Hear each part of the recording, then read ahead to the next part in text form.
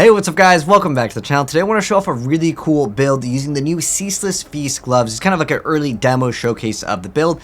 What these gloves do is apply corrosion, which gives them negative 5,000 to total armor every single time that you inflict corrosion, and you get multiple stacks on it, and you can also give them minus 2 evasion per corrosion. So basically that's what it does, and let's go ahead and show off the gameplay. We are going to be using the Gull. That's kind of like the idea of it. It's almost like a mini Headhunter effect without actually having Headhunter, because what we're doing with the Atlas passives is just getting a bunch of the shrine effects. But let's go and roll some gameplay. We'll throw in a T16 map. We'll also add the domination craft to it, so we can get extra shrines, which adds more enemies, which will make our build even better, and we will get more loot from it, but it does cost. Let's go ahead and show off the gameplay, and then I'll kind of explain the build a little bit more, just so you guys can see the gameplay first. So we'll roll into this beach map. I'll go ahead and get up our buffs. So let me go do that. We're going to go ahead and use the red banner so we can get all of those nice stacks early on. So this build is a monster when it comes to speed. Like if you like fast builds, oh man, this build is for you. So go ahead and limit enemies. You got to be careful sometimes because you will go so fast that you can't even control your character. And you do have to click on the shrines, obviously, but sometimes there's so many that will have, like, look, I don't have the Headhunter equipped, and look at all these buffs. Some of these will last for like well over a minute, and like it's not meant to be a boss killer, it's just a mapper. I mean, can you kill a map boss with it? Yeah, with all these shrines, it's super easy, but at the same time, it's really not meant for that. Like, look how fast.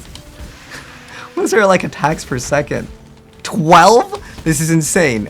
Oh, that shrine disappeared. Some of them will disappear. I mean, like you said, it's basically a Headhunter, right? I mean, if you've seen any Headhunter builds, this is like the goal of it. And again, some of these will have for like over a minute. So you can play this in Arch Nemesis. I'm not running anything weird for like, yeah, if I want to kill the boss, yeah, can I kill it? Yes. Is it meant to be a boss killer? Let's throw down the totems there, but yeah, you guys get the idea from it. It's a super fast build. So let me go and explain it a little bit more now that you guys have seen the gameplay. Maybe it's something you may be interested in, and you don't have to play Flicker Strike. I actually can make this build way better. I still need to min-max way harder. So the only thing that is important here with this build to mention is going to be really just the Gull. This I really like because instead of doing like points into the overwhelmed physical damage, I'm thinking that I could just use this effect over here to actually get some benefits, and I'll explain kind of the brief rundown, and I will eventually throw a POB up. I'm not really sure about min-maxing everything yet. In fact, I'm still not res capped. I still need to do a lot of work. The heck, I'm just using a Camel's Primacy now.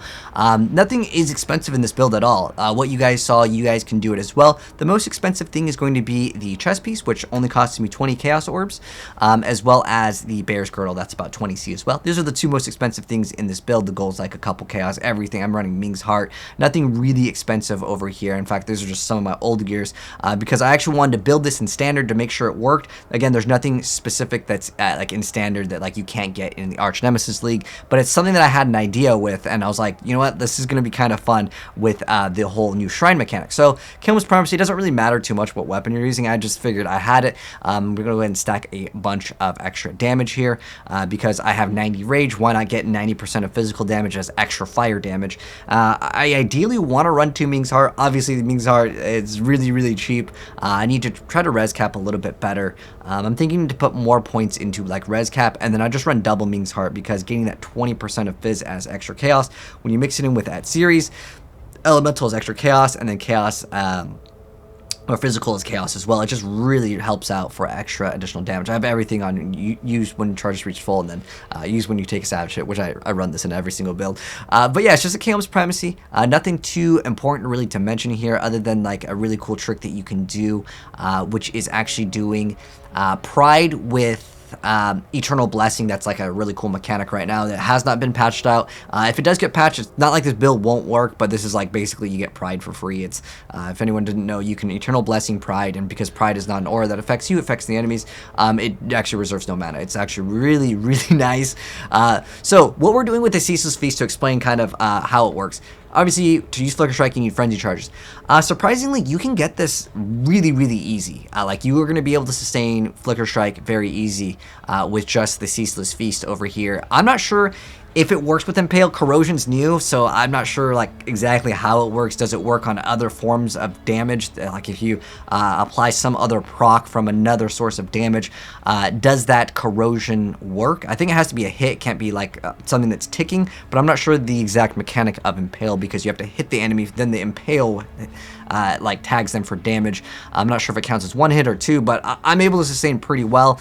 And then on top of that, I'm doing cast when damage taken, as well as the Immortal Call, just so I get extra sustain, and it makes great use out of those endurance charges that we get with the Ceaseless Feast. So that's how I'm basically able to have a little bit more toughness over there.